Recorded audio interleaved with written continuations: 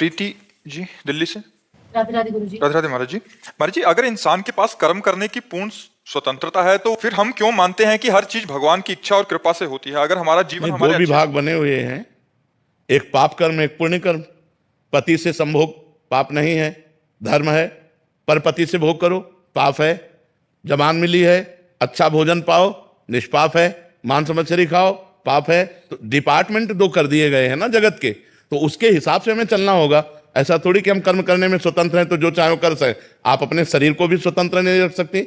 आप अपने शरीर की हत्या करना चाहे अभी रिपोर्ट कर दें, आपको दंड मिलेगा? नहीं मिलेगा, क्योंकि वो सरकारी वस्तु है। तो ये भागवतिक जगत, इसमें दो विभाग हैं, एक बुरा और एक अच्छा।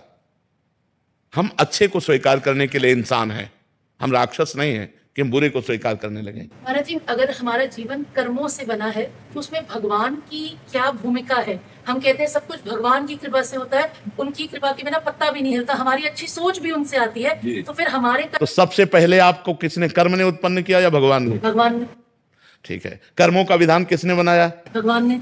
ठीक है। आपको मनुष्य जन्म किसने दिया? भगवान ने। कर्म से नहीं कह सकती, क्योंकि भैंस बनकर, कुत्ता बनकर, सुअर बनकर हमने ऐसे कर्म नहीं किए कि सर्वोत्तम मनुष्य देव प्राप्त किए। इसके लिए आता है शास्त्र में, कबहू का करी करुणा नर देही देत ईश बिनु हेतु सनेही। कभी कृपा करके भगवान मनुष्य शरीर देते हैं। संस्कृति माज बरियाई के पायो मानुष देह वृथा कत डार। संस्कृति के चक्र को रोक कर बीच से निकाल लिया और भगवान ने कृपा कर मुझे मनुष्य जन्म दिया, अब अपना उद्धार कर लो। आप यहाँ वृंदावन आई अपने कर्म से नहीं, श्री राधिका कृपा बिनु सबके मनन अगम्य। किशोरी जी की कृपा से आई। आप साधु संग प्राप्त किए अपने कर्म से नहीं। अब मोहि भाव भरोसा हनुमंता बिनु हरि कृपा।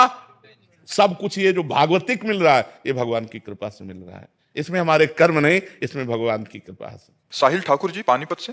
श्री हरिवंश। श्री हरिवंश महाराज जी। महाराज जी, आपके चरणों में दंडवत प्रणाम। महाराज जी, शरणागत को प्रतिकूलता को कृपा ही समझना चाहिए। महाराज जी, यदि प्रतिकूलता में कृपा है तो उसमें कृपा का अनुभव कैसे करें? जीवन में बहुत प्रतिकूलता आ रही है। पहले भजन करो, नाम जप करो, शास्त्र स्वाध्याय करो, संतों के प्रवचन सुनो, तो बुद्धि थोड़ा पवित्र हो तब वो समझ पाएगी। प्रतिकूलता में भगवान के सानिध्य का अनुभव होता है यदि हम भजन करते हैं। तो इसीलिए प्रतिकूलता को मंगलमय कहा गया, अपमान को मंगलमय कहा गया, कि जो मंगल भवन से जुड़े वो मंगलमय। सम्मानम कल्याति घोर गरलम नीचापमानम सुधा श्री राधा मुरली धरो भज सखे वृंदावन मात्यज। जब प्रिया प्रीतम का भजन होता है तो जिस सम्मान के लिए, अनुकूलता के लिए संसार मारा घूमता है, परमार्थ का पथिक उस सम्मान को विष के समान त्याग देता है, अपमान को गले लगाता है, संपत्ति की तरफ से उदासीन होता है, विपत्ति को गले लगाता है। परमार्थ का पथिक बहुत बलवान होता है। तो अभी नाम रूपी बल, ज्ञान रूपी बल हृदय में जागृत नहीं हुआ तो अज्ञान के कारण शारीरिक मानसिक प्रतिकूलताओं पर व्यथय हो करके हम परेशान हो जाते हैं। लोग डिप्रेशन में चले जाते हैं। जब तक अध्यात्म में नहीं जुड़ोगे, डट के भजन नहीं करोगे, तब तक बात नहीं बनेगी। आज भजन कौन करना चाहता है? सब मनमानी आचरणों में खुशी होना चाहते हैं, मनमानी आचरणों में मस्त होना चाहते हैं। ऐसा कभी नहीं हो सकता। तस्मात् शास्त्रम प्रमाणन्ते कार्याकार्य व्यवस्थित हो। कार्य और अकार्य की व्यवस्था शास्त्र के अनुसार जब हो और खूब भजन हो तो अभी आनंद आ जाए, हृदय शीतल हो जाए, मस्ती आ जाए, जिसे मस्ती कहते हैं। मस्ती, मृत्यु का भी भय खत्म हो जाए। हम आत्मस्वरूप हैं, ब्रह्म स्वरूप हैं, ऐसा अनुभव हो जाए।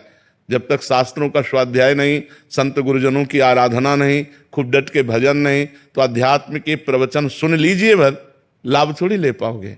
उसका लाभ तो तभी लिया जाता है जब खूब डट के भजन हो, भगवदाकार वृत्ति, ब्रह्माकार वृत्ति, तभी आनंद आता है। ऐसे विपत्ति तो मारेगी कि हमें डिप्रेशन में पहुंचा देगी। अब एक लड़का है, वो भी जवान, वो भी पधार गया और बहुत वैभव, बहुत संपत्ति। अब पिता क्या सोचता है, क्या करूं, अब हमारा जीना किस काम का?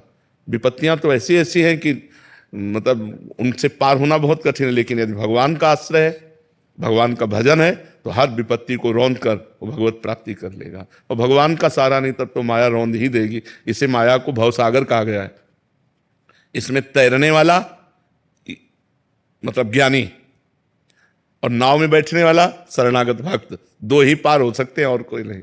या तो विशुद्ध ज्ञानी पुरुष जो ब्रह्मबोध संपन्न है वो इस भवसागर को पार कर गया, या विशुद्ध भक्त जो निरंतर भगवान के चिंतन में है वो भवसागर को पार कर गया, नहीं तो बहुत कठिन है, बहुत कठिन है। खूब नाम जप करो, अच्छे आचरण करो, पाप आचरण ना करो तो बुद्धि शुद्ध हो जाए। शुद्ध बुद्धि ही परमात्मा का आश्रय लेती है, अशुद्ध बुद्धि माया का आश्रय लेती है।